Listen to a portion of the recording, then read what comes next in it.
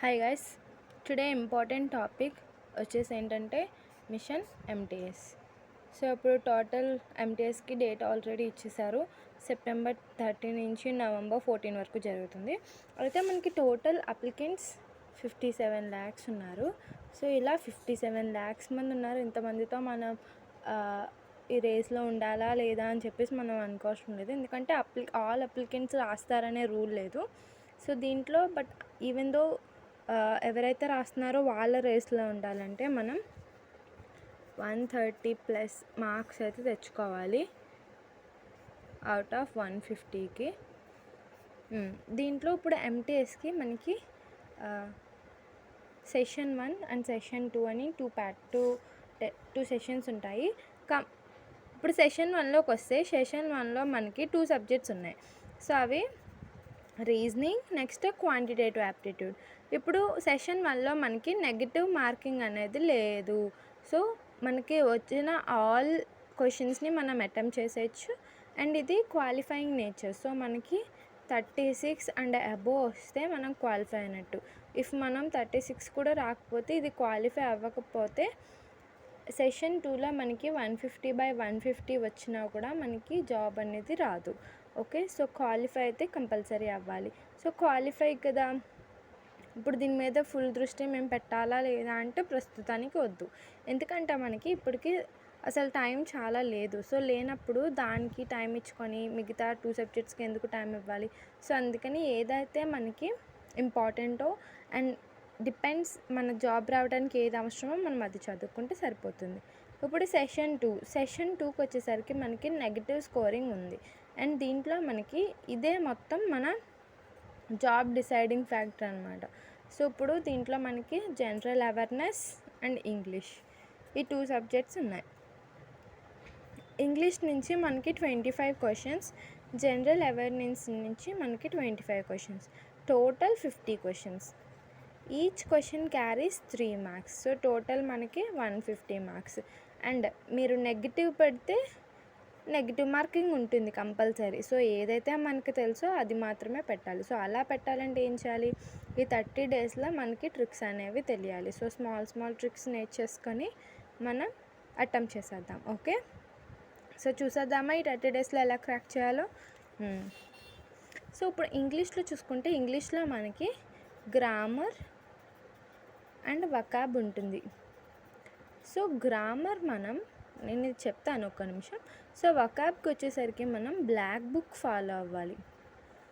Black book follow అయితే మనకి కొంచెం ఈజీ అవుతుంది. సో గ్రామర్లో మనకి 120 రూల్స్ ఉంటాయి ఇంగ్లీష్కి సంబంధించి. సో ఇది ఏంటంటే నార్త్లో ప్రతి వాళ్ళు ఇదే ఫాలో అవుతారు, నార్త్ సైడ్ అనమాట.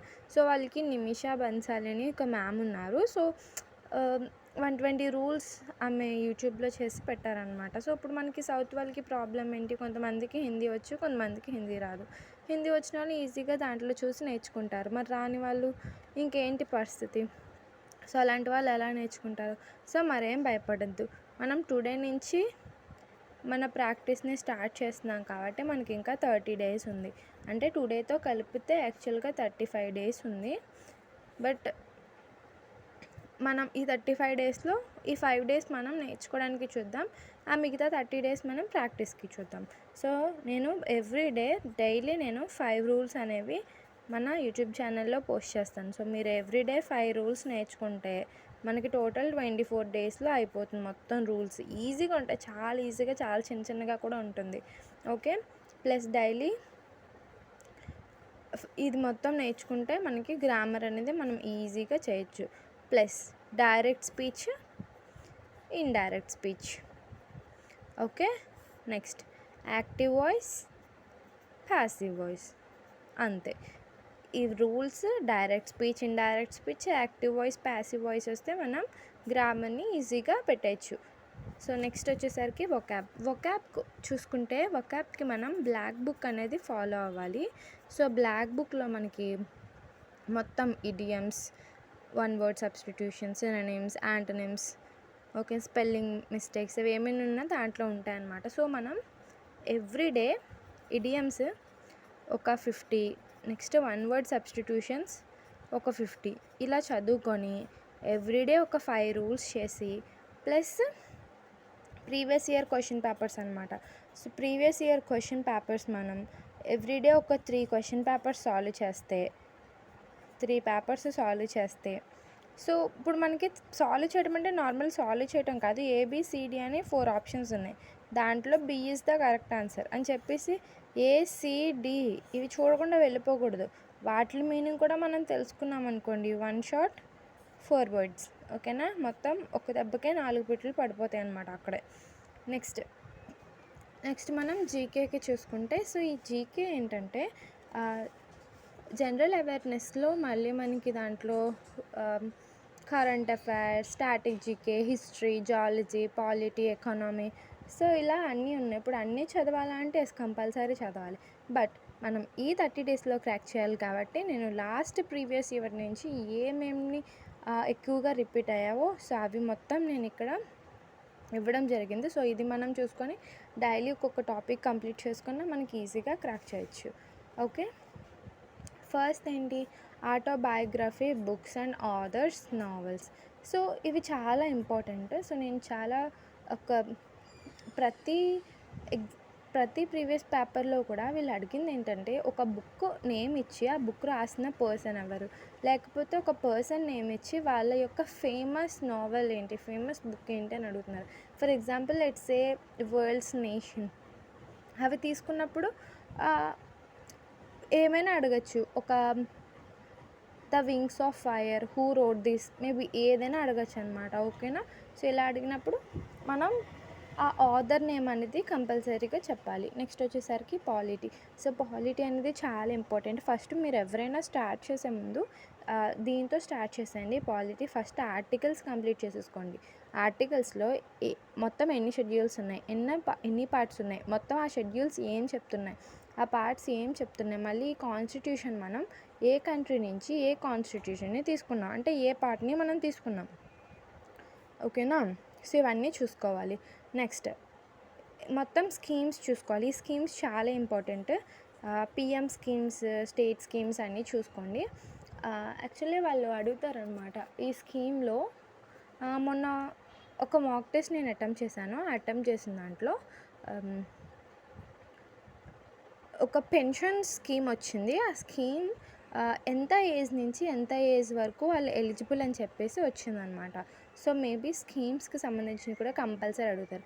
Plus budget. సో ఈ ఇయరే బడ్జెట్ అనేది పాస్ చేయడం జరిగింది కాబట్టి కంపల్సరీ బడ్జెట్ మీద క్వశ్చన్స్ ఉంటాయి. అండ్ వన్ మోర్ థింగ్ ఏంటంటే, నేను మాక్ టెస్ట్ రాస్తానని చెప్పాను కదా, దాంట్లోనే బడ్జెట్కి సంబంధించి ఒక క్వశ్చన్ వచ్చింది. ఏంటంటే ఇప్పుడు నరేంద్ర మోదీజీ అర్బన్కి రూరల్కి కలిపి హౌస్ కన్స్ట్రక్షన్స్కి మనీ కొంత బడ్జెట్ చేశారు కదా, సో అదంతా కలిపి ఎంత బడ్జెట్ అయింది only houses in urban areas and rural ఏరియాస్తో కలిపి అని అడిగారు. సో అటువంటి క్వశ్చన్స్ కూడా వస్తాయన్నమాట మనకి. సో బడ్జెట్ అనేది ఎంత ఇంపార్టెంటో చూడండి. ఒక్క క్వశ్చన్ వదులుకున్నా మనకి 3 మార్క్స్ పోతుంది. సో ఒక క్వశ్చన్ మళ్ళీ నెగిటివ్ పెట్టినా కూడా మళ్ళీ -1 పోతుంది. ఎందుకు? అందుకనే మనకి ఏదైతే తెలుసో అది మాత్రమే పెట్టడం కరెక్ట్. నెక్స్ట్ స్టాటిక్ జీకే వచ్చేసరికి ఇది బాగా చూసుకోండి, చాలా బాగా చూసుకోవాలి. So folk dances and classical dances అనమాట. ఒక స్టేట్ తీసుకోండి, ఆ స్టేట్కి ఫోక్ డాన్సెస్ ఏంటి, క్లాసికల్ డాన్సెస్ ఏంటి. ఈ వీడియో ఆల్రెడీ మన ఛానల్లో ఉంది, ఒకసారి రిఫర్ చేయండి. నెక్స్ట్ మ్యూజికల్ ఇన్స్ట్రుమెంట్స్ అనమాట. ఇది చాలా ఇంపార్టెంట్, ఎవ్రీవన్ కన్ఫ్యూజ్ అయ్యే పార్ట్ ఇదే అనమాట. సో ఏంటంటే ఒక మ్యూజిక్ ఇన్స్ట్రుమెంట్ ఇచ్చేస్తారు. సో వాటిని ప్లే చేసిన వారు ఎవరు, ఫేమస్ ప్లేయర్ ఎవరు, మ్యూజిషియన్ ఎవరు, సో అలా అడుగుతారనమాట. సో అలా అడిగినప్పుడు మనం చెప్పాలి కదా, అంటే మనం రీడ్ చేయాలి. సో దీనికి బెస్ట్గా ఏం చెప్పచ్చు అంటే మనం లూసెంట్ అని చెప్పచ్చు. లూసెంట్లో లాస్ట్లో మిస్సెలేనియస్ ఉంటాయి. సో మిస్సెలేనియస్లో ప్రతి ఒక్క టాపిక్ ఉంటుంది, బయోగ్రఫీ, బుక్స్, ఆథర్స్, నావెల్స్, ప్రతి ఒక్కటి ఉంటుందన్నమాట. సో అది ఈవెన్ దో మీకు ఏమైనా స్టాటిక్ జీకే బుక్ ఏమైనా విడిగా మీ దగ్గర ఉంటే సో అది కూడా మీరు రిఫర్ చేయొచ్చు. నెక్స్ట్ బ్యాటిల్స్ అనమాట. సో బ్యాటిల్స్ కూడా చాలా ఇంపార్టెంట్. సో పానీపట్ బ్యాటిల్స్ ఎప్పుడు జరిగినాయి, ఆ డేట్స్ కూడా కొంచెం ఇంపార్టెంట్ అనమాట. సో అది కొంచెం గుర్తుపెట్టుకుంటే మనకి సరిపోతుంది. అప్పుడు మనం ఆప్షన్ ఎలిమినేషన్స్లో మనం ఈజీగా క్యాన్సిల్ చేసేయచ్చు. Next national park. So national parks, ప్రతి నేషనల్ పార్క్స్ని మనం చూసుకోవాలి. Not only national parks, tiger reserves, next biospheres, ఇవన్నీ మనం చూసుకోవాలి. ఓకే. నెక్స్ట్ వచ్చేసరికి ఈ మధ్యనే మనకి ఒలింపిక్స్ జరిగినాయి కాబట్టి సో ఈ ఒలింపిక్స్ కంపల్సరీ దీనికి సంబంధించిన క్వశ్చన్స్ అనేవి వస్తాయి. సో మనం ఏం చేయాలంటే ఈ ఒలింపిక్స్ గురించి మనం ఖచ్చితంగా కొంచెం సమయం అనేది మనం యూజ్ చేయాలి. ఎందుకంటే ఇప్పుడు నీరజ్ చోప్రా ఉన్నారు. ఈ నీరజ్ దేంట్లో ఏ క్రీడలో ఆయన ఆడతారని ఇచ్చారనుకో, ఏంటిది జావ్లిన్ త్రో. అవన్నీ మనం గుర్తుపెట్టుకోవాలి. ఆయనకి ఎప్పుడు వచ్చింది ఫస్ట్ గోల్డ్ మెడల్, ఓకేనా. ఈ సంవత్సరం ఏ మెడల్ వచ్చింది, ఎక్కడ ప్లే ఆడారు, ఎక్కడ ఫస్ట్ మెడల్ వచ్చింది ఏ కంట్రీలో, సెకండ్ మెడల్ వచ్చింది ఏ కంట్రీలో. సో ఇలాంటి క్వశ్చన్స్ కూడా అడగచ్చు అనమాట. Next cricket. సో క్రికెట్ సంబంధించి కంపల్సరీ ఏదో ఒకటి అడుగుతున్నారు. నేను అటెంప్ట్ చేసిన ప్రతి దాంట్లో కూడా. సో ఇప్పుడు క్రికెట్ ఒక ట్రాఫీ నేమ్ చెప్పేసి ఆ ట్రాఫీ దేనికి సంబంధించి ఇస్తారు అని చెప్పేసి అని వచ్చింది. సో అది క్రికెట్కి సంబంధించి వస్తుంది. నెక్స్ట్ వచ్చేసరికి ఒక బౌలర్ మ్యాక్సిమం వేసే బాల్స్ ఎన్ని T20 మ్యాచ్లో. సో అలాంటివి ఖచ్చితంగా ఇస్తున్నారు. సో క్రికెట్ గురించి చూసుకోవడం కూడా మనకు మంచిదే. నెక్స్ట్ అవార్డ్స్ అనమాట. సో ఈ సంవత్సరం 2023లో భారతరత్న అవార్డు సాధించింది ఎవరు. నెక్స్ట్ వచ్చేసరికి ఇప్పుడు ఈ మధ్యనే మనకి ఎవరెవరు న్యూగా ఎటువంటి అవార్డ్స్ వచ్చినాయి వాళ్ళ నేమ్స్ అడగచ్చు, వాళ్ళు పొందిన అవార్డు అడగచ్చు. నెక్స్ట్ ఒక క్వశ్చన్ ఏంటంటే ఎట్ ది ఏజ్ ఆఫ్ 93లో ఒక లేడీ భారతరత్న అవార్డుని పొందుకున్నారు. ఆ లేడీ ఎవరో మీరు కమెంట్ చేసి చెప్పండి. నెక్స్ట్ ఇంపార్టెంట్ ప్లేసెస్ అనమాట. సో మాన్యుమెంట్స్ ఇవి ఏమైనా ఉంటాయి కదా మనకి. సో ఆ ప్లేసెస్ గురించి చూసుకోవాలి. Next temples. Next neighbouring countries అనమాట. సో నైబరింగ్ కంట్రీస్ అంటే సో ఇండియాకి మొత్తం నైబరింగ్ కంట్రీస్ ఉంటాయి కదా. సో ఈ నైబరింగ్ కంట్రీస్లో ఒక క్వశ్చన్ అడిగారు. ఏంటంటే ఎక్కువ బార్డర్ ఇండియాతో ఎక్కువ బార్డర్ పంచుకున్న కంట్రీ ఏంటి, నైబర్ కంట్రీ అని చెప్పేసి అడిగారు. సో అలాంటివి కూడా మనం చూసుకోవాలి. నెక్స్ట్ ఫెస్టివల్స్ అనమాట. ఎవ్రీ స్టేట్లో ఏది ఫెస్టివల్ ఇంపార్టెంట్ ఫెస్టివల్ అని చెప్పేసి మనం చెప్పుకోవచ్చు. నెక్స్ట్ 2011 సెన్సస్ బాగా చూసుకొని చాలా ఇంపార్టెంట్. కన్ఫామ్గా 3 to 6 మార్క్స్ అనేది వచ్చేస్తాయి. నెక్స్ట్ బ్యాంక్స్ చూసుకోవాలి. మన ఎక్కువగా పబ్లిక్ సెక్టర్ ఏంటి, ఈ నాబార్డ్, సెబ్డి ఈ మొత్తం మనం చూసుకోవాలన్నమాట, ఓకేనా. ఆర్బీఐ, మొత్తం ఎస్బీఐ, ప్రతి బ్యాంక్స్ గురించి మనం చూసుకోవాలి. ఏది ఎక్కువగా ఎలా డెవలప్ అయ్యింది, ఎక్కడి నుంచి మనీ ఎక్కడికి ట్రాన్స్ఫర్ అవుతుంది, సో అన్నీ మనం చూసుకోవాలి. నెక్స్ట్ కంప్యూటర్కి వచ్చేసరికి ఇవి మ్యాక్సిమం మనం చూసుకోవాలి. షార్ట్ కట్స్ ఉంటాయి కదా మనకి. Ctrl+C అంటే కాపీ, Ctrl+V అంటే పేస్ట్. సో ఇలాంటి షార్ట్ కట్స్ అన్నీ మనం నేర్చుకోవాలన్నమాట. ఒక బేసిక్ నాలెడ్జ్ అనేది ఉండాలి. Next reverse. So reverse and it's tributaries అడుగుతున్నారు. సో అది మనకి చాలా ఇంపార్టెంట్. అది కూడా చూసుకోవాలి. మనకు మొత్తానికి 2 రివర్ ఫ్లోస్ ఉన్నాయి, పెనిన్సులార్. సో మొత్తానికి మనకి పెనిన్సులార్ అండ్ హిమాలయన్ రివర్స్, ఓకేనా. సో హిమాలయ రివర్స్ అంటే ఏంటి, ఓవర్ ద ఇయర్ మొత్తం త్రూ అవుట్ ద ఇయర్ ఇది మొత్తం ఫ్లో అవుతూనే ఉంటుంది అనమాట. పెనిన్సులార్ రివర్ అంటే త్రూ అవుట్ ద ఇయర్ ఏముండదు, సీజన్స్ని బట్టి. ఎందుకంటే హిమాలయాస్లో మనకి మంచు ఉంటుంది కాబట్టి ఆ మంచు కరిగే కొద్దీ మనకి ఆ వాటర్ వచ్చి అది ఫ్లో అవుతూ ఉంటుంది. సో పెనిన్సులార్లో అలా కాదు కదా. గంగా అంటే మళ్ళీ హిమాలయన్ రివర్ వచ్చేస్తుంది అనమాట. So through out the year pass అవుతుంది. ప్లస్ ఇవి కొంచెం స్టేబుల్గా ఉంటుంది. వీటి పాత్నే చేంజ్ చేసేసుకుంటాయి. బట్ పెనిన్సులార్ రివర్స్ అవి కొంచెం స్టేబుల్గా ఉంటాయి, ఓకేనా. వీటి యొక్క ట్రిబ్యూటరీస్ ఇవి ఏ ప్రాంతాల్లో స్టార్ట్ అయినాయి, ఒక 2 రివర్స్ని కలిపితే దాన్ని ఏమంటాము, సో అవన్నీ గుర్తుపెట్టుకోవాలి. ప్రయాగ్ అనమాట, ఓకేనా. Next current affairs. So everyday current affairs చూసుకోవటం చాలా మంచిది. So next weekly current affairs and monthly current affairs follow అవటం బెటర్, ఓకే. ఫాలో అయ్యి ప్లస్ ఒక టెస్ట్ పెట్టుకోండి. నెక్స్ట్ చూడండి, ఇంకొక పాయింట్ ఉంది. సో కొన్ని డైనాసిటీస్ గురించి మనం నేర్చుకోవాలి.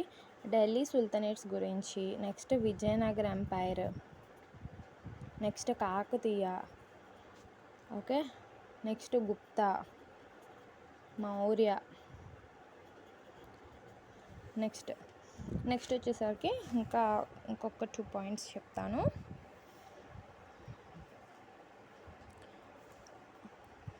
ఇవి చాలా ఇంపార్టెన్స్ చూడండి.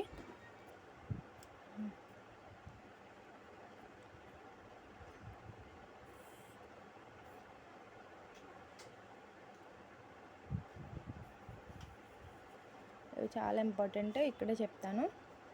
చోళాస్ ఇవన్నీ ఉన్నాయి కదా కింద. మనకి తమిళనాడులో కొన్ని కొన్ని చిన్న చిన్న రాజ్యాలు ఉన్నాయి కదా, పల్లవాస్, చోళాస్, ఇవి కూడా చూసుకోండి. ఓకేనా? సో ఇవి చూసుకొని ముఘల్ ఎంపైర్స్ ఇవి మొత్తం చూసుకోవాలి. ఈ స్మాల్గా చూసుకుంటే నెక్స్ట్ ఇంకొకటి జైనిజం, బుద్ధిజం గురించి కూడా చూసుకోండి. లాస్ట్ ఇయర్ ఒక క్వశ్చన్ అడిగారు. ఏంటంటే ఇప్పుడు మనకి ఎర్లీ సివిలైజేషన్ ఉంది కదా, సో ఎర్లీ సివిలైజేషన్నే మనం సింధ్ సివిలైజేషన్ అని చెప్పేసి అంటాం అనమాట. అంటే ఇండస్ సివిలైజేషన్, సింధ్ అన్న ఇండస్ సివిలైజేషన్ అన్న ఒకటే అనమాట. సో ఆ సివిలైజేషన్లో ఒక నిమిషం. సో మనకి ఇండస్ సివిలైజేషన్ ఉంది కదా, ఇండస్ సివిలైజేషన్. సో దీంట్లో ఏంటంటే మనకి హరప్పన్ అండ్ హరప్పన్స్ ఉంటారు కదా మనకి. సో ఆ హరప్పన్ ఏరియాలో వాళ్ళకి తెలియని యానిమల్ ఏంటి అని చెప్పేసి అన్నారు. వాళ్ళకి తెలియని యానిమల్ ఏంటంటే హార్స్ అనమాట. సో పిగ్, ఎలిఫెంట్, సో ఇలా అడుగుతారు. సో అట్లా మనకి హార్స్ అనేది ఆన్సర్ అనమాట. So Mohenjo-daro, so I forgot the name. Next అంతే. సో ఇలాగా మనం ఎవ్రీడే ఒక స్టాటిస్టికల్గా చదువుకుంటూ ఉంటే కంపల్సరీ మనం 30 డేస్లో క్రాక్ చేయగలం. అండ్ నేను ఎవ్రీడే 5 రూల్స్ అనేది పోస్ట్ చేస్తాను. సో మీరు ఇంకా ఎక్కువగా రూల్స్ కావాలంటే మీరు నన్ను అడగచ్చు, నేను పోస్ట్ చేస్తాను. డైలీ మ్యాక్సిమం అట్లీస్ట్ ఒక 10 రూల్స్ అయినా పోస్ట్ చేయడానికి ట్రై చేస్తాను, ఎందుకంటే మనకు కొంచెం ఫాస్ట్ అవుతుంది అనమాట. సో మీరు మర్చిపోకుండా చేయాల్సింది ఏంటంటే everyday 50 idioms, 50 one word substitutions plus 5 to 10 rules.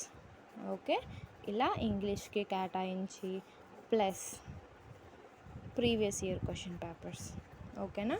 So ఇవి చేసి, ఇది ఇంగ్లీష్.